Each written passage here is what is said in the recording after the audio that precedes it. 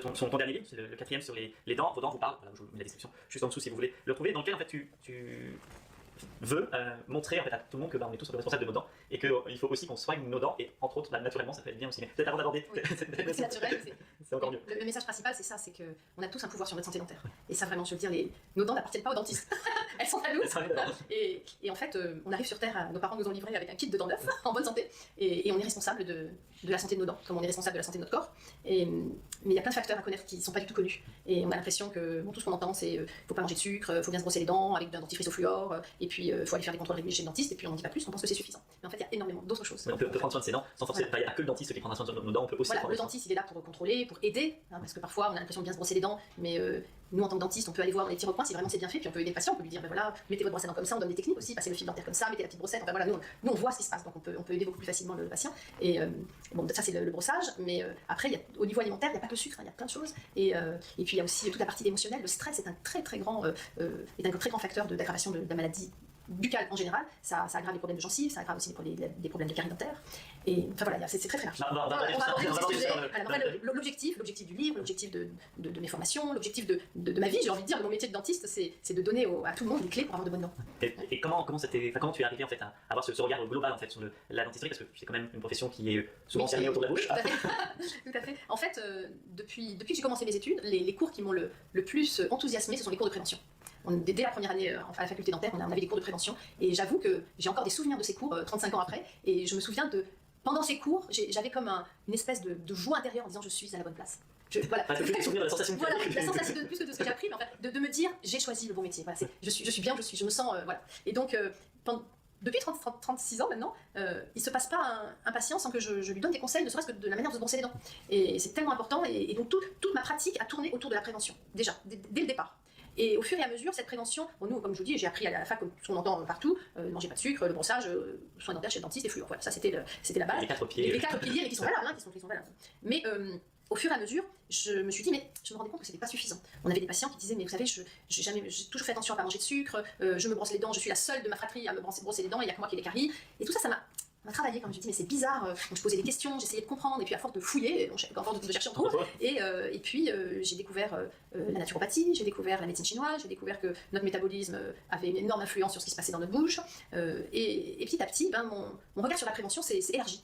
Et j'ai vu que la prévention ne se limitait pas aux soins buccaux, mais tout le corps et tout notre esprit était là et pouvait influencer les caries dentaires. Donc notre alimentation, principalement, c'est un lien avec les minéraux et les vitamines. Le lien entre la carie dentaire, par exemple, c'est la vitamine D, c'est la vitamine K2, c'est le calcium, le magnésium, le phosphore et la silice. Pas du tout le fluor. Oui, c'est ce que j'allais dire. Il en manque que tout le monde attendait. Pas du tout le fluor. Parce qu'en fait, la carie dentaire n'est pas due à une carence en fluor. Donc pour moi, tout d'un coup, j'ai compris que ce n'était pas une prévention cohérente. En tout cas, cohérente avec la manière dont je voyais la santé. Pour moi, la santé, c'est aller traiter la cause du problème. C'est pas aller taper sur un symptôme. Parfois, on est obligé de taper sur un symptôme parce que ça fait trop mal, parce qu'il faut agir en urgence. Donc on a des outils pour taper sur le symptôme. Mais une fois qu'on a tapé sur le symptôme, qu'on a éteint le feu, j'ai envie de dire, si on a joué le pompier, on a éteint le feu, il faut aller chercher la cause, pourquoi il y a eu cet incendie, et comment faire pour qu'il n'y en ait pas d'autres. C'est surtout ça. Donc déjà, une des bases de cette dentisterie globale, cette dentisterie holistique, c'est traiter la cause des problèmes. Voilà, ça. Et la cause, c'est, bon, alors, effectivement, il faut que les minéraux arrivent à la dent. Et ils restent surtout. Oui. Donc pourquoi les minéraux n'arrivent pas à la dent et pourquoi ils n'y restent pas? Alors pourquoi ils n'y arrivent pas? Peut-être parce que dans l'alimentation il n'y a pas de minéraux. Les personnes qui ne mangent que de l'alimentation de l'industrie agroalimentaire sont complètement carencées en minéraux et en vitamines. Donc ils ont des carences d'apport. Ensuite, il peut y avoir des apports, mais il y a des carences d'absorption. Si on a une porosité de la paroi intestinale, si on a une flore intestinale qui est insuffisante, mal équilibrée, s'il y a des parasites intestinaux, tout ça, ça empêche l'absorption des minéraux et des vitamines. Et puis après, une fois qu'ils sont dans le corps, il y a des carences, il y a des problèmes d'assimilation, où ça se fixe, de fixation, c'est quoi la fixation. Et donc ça peut ne pas se fixer parce qu'il y a des métaux lourds qui ont pris la place des minéraux. Et donc quand on est intoxiqué aux métaux lourds, on n'arrive pas à fixer des minéraux parce que les métaux lourds se fixent sur les capteurs des minéraux. Donc il faut détoxiquer des métaux lourds pour pouvoir permettre aux minéraux de se fixer. Et puis il y a aussi dans le corps des systèmes énergétiques, dont les méridiens d'acupuncture. Et il y a un méridien très important qui s'appelle le méridien du rein. Et le méridien du rein, c'est lui qui gère la fixation des minéraux dans le corps et dans les dents. Donc si le méridien du rein, comme on dit, si on a le méridien du rein dans les chaussettes, s'il n'y a plus d'énergie dans le méridien du rein, eh bien les minéraux n'arrivent pas à rester dans la dent. Alors un des symptômes peut-être pour expliciter voilà, de cette atteinte du méridien du rein, les grandes fatigues, alors c'est pas pour toutes les formes de fatigue, mais certaines grandes fatigues en fait sont l'expression de cette... Oui, alors je finis d'expliquer le processus, mais je vais expliquer pourquoi aussi le méridien du rein, comment le méridien du rein s'affaiblit. Donc voilà, quand l'énergie du rein n'arrive plus au niveau des dents, et bien en fait les minéraux, la dent est en fait pauvre en densité, à moins de minéraux dans sa structure cristalline, et donc quand il y a moins de minéraux, la dent on on peut dire qu'elle est un peu poreuse, quoi, et elle est beaucoup plus fragile. Dès qu'il y a un peu de plaque bactérienne dessus, tout de suite elle se carie. D'ailleurs, des personnes qui ont le méridien du rein très très faible, si par exemple on fait un détartrage avec des ultrasons, on peut arriver à faire un trou dans la dent uniquement avec la vibration des ultrasons. Et là c'est assez surprenant. Moi, je l'ai déjà vu sur des patients qui tout d'un coup avaient je fais des détartrage et puis je vois la dent qui s'effrite, alors que généralement le détartrage on utilise vraiment des intensités assez faibles justement pour pas fragiliser les dents. Et là même malgré ça, ça fait quand même des dégâts. Oui, là j'ai vraiment vu. Alors au début on croit que c'est une carie et puis en fait on se rend compte que non, c'est pas carie, c'est vraiment c'est la dent qui est friable, voilà. Et alors donc cette énergie du rein, elle est en lien avec l'énergie de la peur et l'énergie du territoire. Donc rein vessie, bon nous sommes des animaux intelligents, enfin évolués, conscients en tout cas, mais malgré tout quand on a des problèmes de territoire, on peut avoir des infections urinaires et avoir envie de faire des pipis partout pour les limiter dans notre territoire. Et bien en fait, quand on est soumis à des challenges de gestion de territoire où la peur et l'émotion qui sous-tend tout ça, et bien ça puise dans l'énergie du rein. Après il y a aussi la femme enceinte où ça puise aussi beaucoup dans l'énergie du rein et généralement toutes les situations où il y a des stress qui sont liés au territoire et à la peur. Voilà. Donc ça affaiblit l'énergie du rein. Et par exemple, vous avez des enfants qui se mettent à avoir des caries dentaires après l'arrivée du petit frère ou de la petite sœur. Donc là, on est vraiment dans le territoire. Ils doivent partager le territoire avec ce nouveau bébé qui vient d'arriver. Est-ce que ses parents vont continuer à l'aimer? Voilà, il y a des peurs qui se mettent en place, la peur de ne plus être aimé, la peur de partager, d'avoir moins. Enfin, voilà, il y a plein de choses. Chacun a négocié avec son histoire. Et donc ça, effectivement, ça peut affaiblir l'énergie du rein. Et c'est pour ça qu'on voit des caries dentaires arriver comme ça chez les enfants. Après, les enfants, ils peuvent être soumis aussi à des peurs. Moi, je dis ne serait-ce que laisser toute la journée la télévision allumée avec des films dans lesquels ça hurle, ça crie. Il y a des coups de feu, des choses comme ça. L'enfant qui est peut-être juste dans son landau à côté. Moi, j'ai déjà vu, donc je trouve ça très traumatisant pour les enfants. Et rien que ça peut puiser dans leur énergie du rein. Les parents qui crient aussi, quand il y a beaucoup de cris, ça met l'enfant, un enfant qui est dans une famille où il y a de la violence conjugale, ben, l'enfant est dans la peur, même si c'est lui le pauvre qui se fait taper ou maltraiter, il est dans la peur. Et donc, quand on voit des enfants jeunes avec beaucoup de caries, on sait que c'est un enfant qui vit dans un milieu insécurisé. Voilà. Sécurisant. Insécurisant. Voilà. Donc après, pareil, quand il arrive à l'école, c'est un nouveau territoire où il peut aussi être confronté à la peur. Dans la vie aussi, l'adolescence, c'est aussi quand on commence à sortir un petit peu du cocon familial, toute la vie, après les premières relations aussi, comment on respecte son territoire quand on est en couple, le mariage, l'arrivée dans une première société, le premier travail,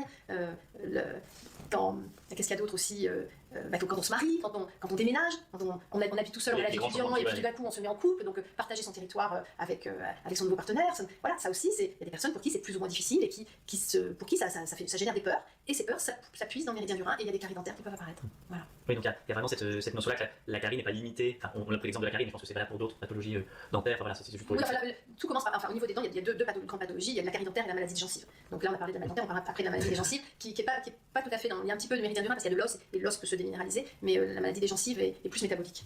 Mais dans ces problématiques-là, en fait, c'est pas juste cette zone-là qui est concernée, en fait, c'est toute la personne qui est concernée. Bien sûr, toute la personne, parce que en fait, quand on a des stress, on se met en acidose, et l'acidose provoque des déminéralisations. Donc l'acidose, c'est quand notre organisme en fait, est trop acide par rapport à ce qu'il devrait être. Voilà, exactement, c'est ça. Hein. Donc, par exemple, quand on est soumis à des stress, ou quand on a une alimentation trop polluée ou trop industrialisée, qu'on mange trop de viande, trop de fromage, il y a des aliments qui sont plus acides que d'autres, qui provoquent plus d'acidose que d'autres, et bien le corps, pour pouvoir stabiliser son métabolisme, ne pas être trop acide, redevenir un petit peu basique, et il va puiser les minéraux dans le corps, et donc il va les puiser dans les os, donc ça te fait des risques d'ostéoporose, mais il va aussi les puiser dans les dents. Donc ça aussi c'est un autre facteur, quand le métabolisme devient acide, ça peut provoquer aussi des caries. Ça fait une salive beaucoup plus acide aussi, et donc ça met Normalement, la salive, elle a un rôle protecteur pour les dents.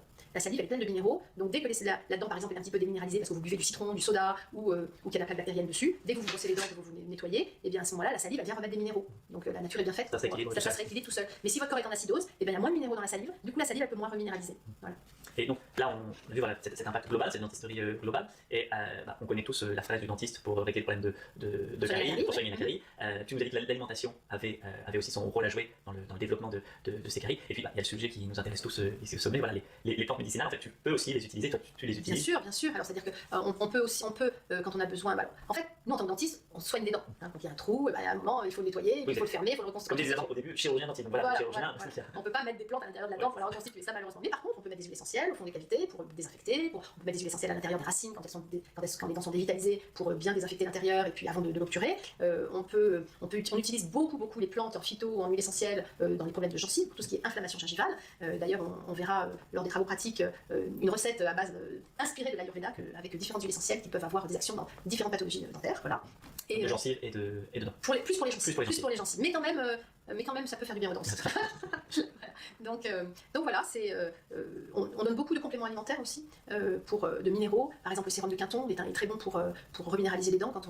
Justement, quand on manque de minéraux, le sérum de Quinton permet vraiment de faire un apport. Peut-être le sérum de Quinton. Le sérum de Quinton, c'est du plasma marin, c'est de l'eau de mer voilà, qui a été prise dans des zones de la planète où l'eau est encore un peu protégée, voilà, très très en profondeur. Voilà, et donc c'est une eau qui est stérilisée, qui est préparée d'une manière particulière pour qu'on ait tous les bénéfices et tous les oligo-éléments qui sont dans l'eau de mer. Voilà. Et donc on a besoin de ces oligo-éléments pour le corps, mais on le garde aussi dans la bouche, en bain de bouche, pour que les minéraux pénètrent. Mais après, quand on l'absorbe dans le corps, on les retrouve après dans la salive. Donc voilà, donc c'est sérum de Quinton. On utilise aussi beaucoup la vitamine D et la vitamine K2, parce que la vitamine D et la vitamine K2 permettent aux minéraux de rester dans la dent. Parce que c'est bien beau d'avoir des minéraux, mais il faut que quand ils sont dans la dent, il faut qu'ils puissent être captés. Alors tout ça, l'émail dentaire, c'est de l'hydroxyapatite. L'hydroxyapatite, c'est merveilleux parce que ça a la même structure que la fleur de vie. Donc si certaines personnes qui écoutent savent les symboles de la fleur de vie, et c'est un symbole de vie en fait, et bien nos dents sont des fleurs de vie.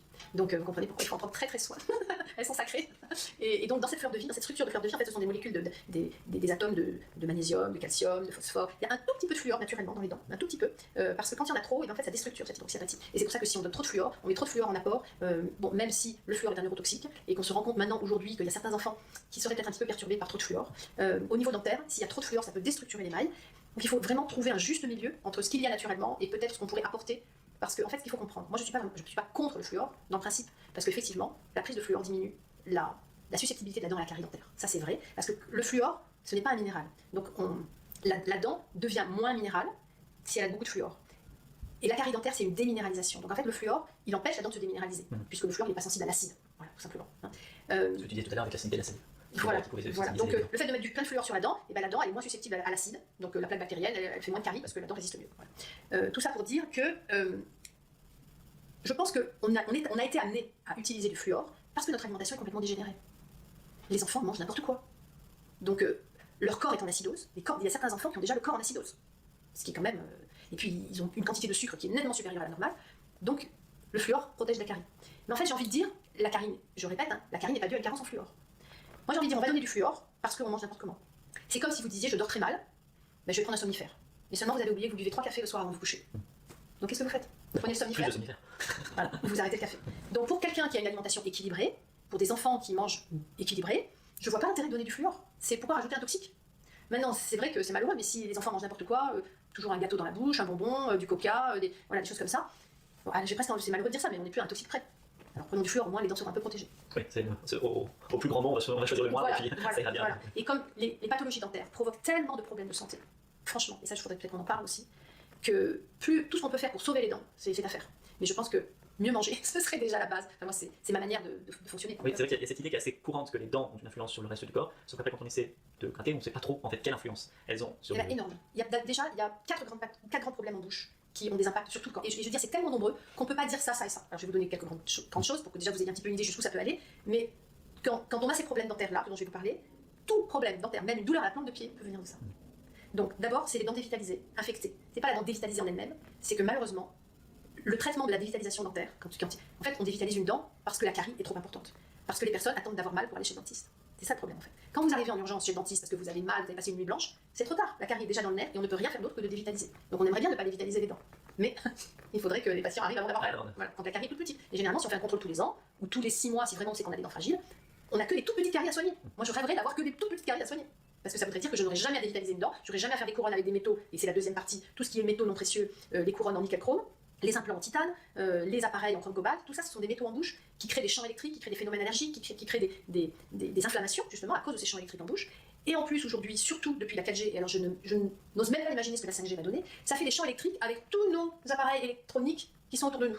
Donc vous avez des gens qui deviennent électrosensibles, qui sont fatigués 24 heures sur 24, qui dorment mal, parce qu'ils ont plein de métaux en bouche, et qu'ils sont entourés de Wi-Fi, de leur téléphone portable, et tout ça, ça fait des résonances, et ça pompe toute notre énergie, quoi.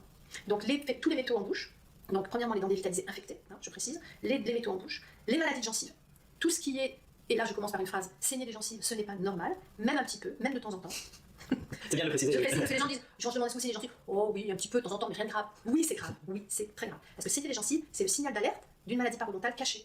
Qu'on ne voit pas comme ça, même le dentiste quand il fait ouvrir la bouche, on ne voit pas du premier coup. Il faut faire une radio pour vraiment voir ce qui se passe s'il y a une maladie de gencive. Et la maladie de gencive, ça veut dire qu'on perd de l'os autour des dents. La dent et l'os qui est autour des racines dentaires se régresse à cause de l'inflammation et même à cause de l'infection. Au départ, on va peut-être commencer au départ parce que la maladie de gencive, c'est très important. Au départ, ça commence par la plaque bactérienne. La plaque bactérienne, c'est ce petit dépôt un peu grumeleux qui se pose sur les dents que vous devez enlever lorsque vous vous brossez les dents. Et lorsque vous passez votre dent. Le but du brossage, c'est ça, c'est d'enlever la plaque bactérienne partout, pas juste devant. Il y a à l'intérieur, il y a au fond les dernières dents, celles-là qui sont bien au fond, il faut aller les chercher. Pour aller les chercher, il faut fermer un petit peu la bouche pour bien détendre la joue, pour aller passer derrière, avec une petite brosse à dents, avec une petite tête pour bien pouvoir passer. Donc, enlever la plaque bactérienne partout. Donc, cette plaque bactérienne, si elle n'est pas enlevée partout, et ben, elle va se faufiler entre la gencive et la dent, et ben, comme c'est plein de bactéries, c'est acide, soit ça fait de la carie dentaire, soit ça fait de l'inflammation des gencives, soit les deux. Ça fait les deux. Soit les deux. Voilà. Mais parfois, c'est soit l'un soit l'autre. Ça dépend des bactéries qui se développent. Il y a des bactéries, en fonction du terrain de la personne, il y a des bactéries qui sont plus cariogènes ou des bactéries qui sont plus inflammatoires. Donc parfois, on voit des gens qui ont des maladies parodontales très importantes, avec beaucoup de plaques bactériennes et pas une seule carie. Les dents sont nickel. Les dents sont nickel. Souvent, ce sont des gens qui n'ont jamais été confrontés à des problèmes de territoire et de peur. Par contre, ils ont été confrontés à des problèmes de confiance en soi. Ce que tu disais tout à l'heure, c'est pas tout à fait la même chose dans la gencive. C'est pas la même chose. Voilà. Hein, d'accord. Donc la plaque bactérienne, elle fait une inflammation de la gencive, donc la gencive qui gonfle, et puis c'est ce qu'on appelle la gingivite. C'est le premier stade. Et ça, un bon détartrage, on se remet à bien brosser ses dents et ça disparaît. Réversible, on n'en parle plus. Par contre, si on laisse les choses se faire, les minéraux de la salive vont venir se poser sur cette plaque bactérienne et la transformer en tartre. Le tartre, c'est comme le calcaire des robinets, c'est dur comme de la pierre. Donc vous imaginez votre petite gencive toute fragile, et ben elle est confrontée à cette pierre-là qui va se glisser entre la gencive et la dent, qui casse le ligament qui accroche la dent à l'os dentaire, et en cassant le ligament, l'os se détruit. Dès qu'il n'est plus attaché au ligament, l'os se détruit. Et donc petit à petit, donc vous avez votre racine dentaire, et puis l'os petit à petit descend, il descend, il descend, et puis à un moment, la dent se met à bouger parce qu'elle n'est plus du tout tenue dans l'os. Mais en fait, la gencive reste un petit peu, parce qu'avec l'inflammation, ça fait toujours un gonflement de la gencive. Donc la gencive est très gonflée, donc on a à certains endroits, j'ai la gencive, les dents qui se déchaussent, donc on voit un petit bout de racine qui. Mais pas partout, on fait pas attention. Mais quand on se brosse les dents, quand on crache le dentifrice, on voit qu'il y a un petit peu de sang sur la brosse à dents. On fait pas attention, on dit bon c'est pas grave, c'est pas tous les jours. Quand on brosse un peu moins fort, il y a rien, on se dit tout va bien. Voilà. Et puis en fait, le jour où on fait une radio panoramique, on se rend compte que l'os, il y a la moitié des dents qui ont presque plus d'os autour des dents. Donc là c'est plus réversible. Et là c'est irréversible. C'est irréversible, et non seulement c'est irréversible, mais ça met les dents dans des situations anatomiques où vous ne pouvez plus les nettoyer correctement seul.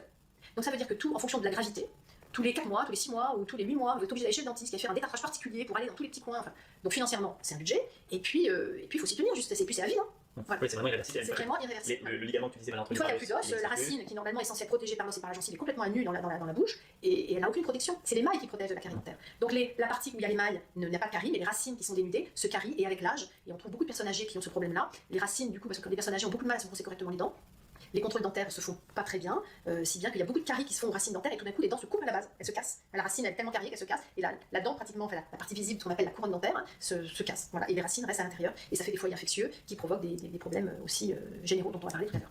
Donc voilà ce qu'est la maladie parodontale. C'est pour ça que c'est très important. Donc déjà si vous avez un saignement tout de suite, si votre dentiste vous dit que tout va bien, allez quand même demander un deuxième avis à un parodontiste spécialiste des gencives pour faire des radios et aller voir ce qui se passe sous la gencive. Voilà, ça, donc, on a dit, j'essaie de retrouver le premier, mais il vient de revenir. Les dents dévitalisées, infectées, les métaux en bouche, la maladie de gencive et le déséquilibre de l'occlusion dentaire. Alors l'occlusion dentaire, c'est la manière dont les dents du haut s'emboîtent avec les dents du bas. Et c'est la manière dont la mâchoire du bas se positionne par rapport à la mâchoire du haut. Donc ça se positionne dans l'axe, c'est à droite, à gauche, trop haut, trop bas, enfin voilà, dans les trois sens de l'espace, trop en avant, trop en arrière. Donc voilà, l'occlusion étudie l'occlusion dentaire, c'est la description de toute cette cinétique et de cette posture mandibulaire et posture dentaire. Voilà. Souvent c'est vrai qu'on a facilement en tête le fait d'être en avant ou en arrière, dans la promenade ou la promenade, ça c'est le plus connu, mais voilà. Il y a aussi les latéralités qui sont très importantes parce que ça provoque des contractions au niveau des articulations, avec des problèmes d'acouphènes. Hein. Donc s'il y a des bruits dans les oreilles, des bourdonnements, il faut toujours regarder ce qui se passe au niveau de l'occlusion dentaire. On l'oublie quelquefois, mais l'articulation de la mâchoire elle est juste devant l'oreille. Voilà, juste devant le conduit auditif. Voilà, il y a 7 mm qui séparent. Hein. Voilà. Donc c'est vraiment très proche. Donc il y a la manière dont les dents du haut et les dents du bas s'emboîtent, qui peuvent être déséquilibrées. On peut sentir plus de contact d'un côté que de l'autre. La mâchoire donc, peut être déviée, elle peut être trop en avant, trop en arrière, pas assez de hauteur, ce qui fait des crispations. Il peut y avoir des serrements de dents, il peut y avoir des bruxismes, qu'on appelle des grincements, quand on grince des dents, des bruxismes. Voilà. Et tout ça, ça a aussi d'énormes répercussions sur le schéma postural.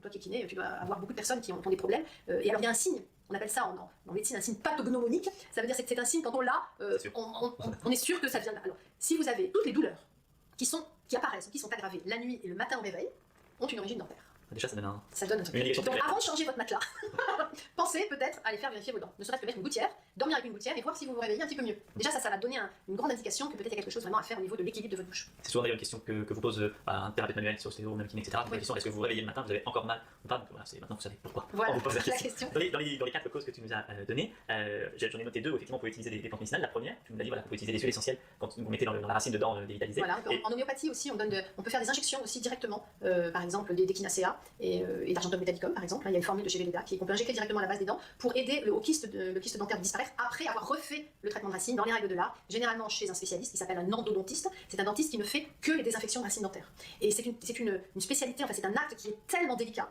et qui peut avoir tellement de conséquences sur la santé, dont on va parler, que C'est un investissement vraiment à faire. Quand on a une dent dévitalisée, si la dent est encore solide et que ça vaut le coup de tenter de la sauver, il vaut mieux faire ce soin chez un spécialiste, chez un endodontiste. Donc parodontiste, si Pour vous les avez gencives. de problèmes de gencives, et Voilà. endodontiste, si c'est des problèmes de dents De dents dévitalisées infectées. Voilà. Voilà. Et donc quelles sont les conséquences en fait d'une Alors, infection en fait, chaque dent est reliée à un méridien d'acupuncture. Donc, le méridien du rein, il gère toute la minéralisation, mais en particulier, chaque dent est liée à un méridien particulier. Donc, quand il y a une infection, ou même s'il y a un métal qui fait un champ électrique, mais en tout cas, s'il y a une infection dentaire sur une dent, ça va faire une excitation du méridien d'acupuncture et ça va le solliciter 24 heures sur 24, ce qui va puiser son énergie, ce qui va donc faire baisser l'énergie au niveau du méridien du rein. Et tous les organes qui sont en lien avec ce méridien, eh bien, vont pouvoir être affectés.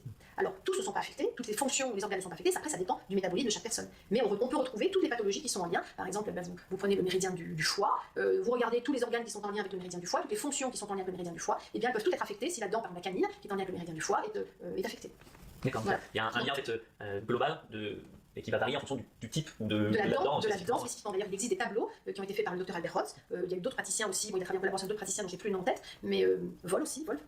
Donc, ils ont créé des tableaux où chaque dent est en lien avec toute une série d'organes et de fonctions. Et puis, après, les praticiens, moi je sais que j'ai rajouté des choses que j'avais observées dans ma pratique, certaines pathologies, par exemple, je peux vous donner un exemple, par exemple, une jeune femme d'une trentaine d'années qui vient me voir parce qu'elle avait une couronne en métal, ça faisait très longtemps qu'elle avait ça, et elle voulait la changer, elle voulait mettre de la céramique. Et puis, bon, je fais quand même une radio panoramique pour regarder toutes ses dents, pour faire un bilan, et je remarque, écoutez, en tout cas, c'est très bien de changer cette couronne parce qu'en dessous, vous avez une dent dévitalisée qui a un kyste. Donc, de toute façon, il aurait fallu changer cette dent.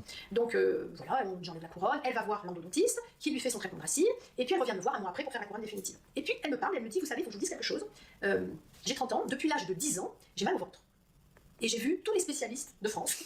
Mes parents m'ont amené partout pour essayer de comprendre. Tous les matins, je me réveillais, j'ai mal au ventre, donc j'ai beaucoup manqué l'école. Enfin voilà, ça a été.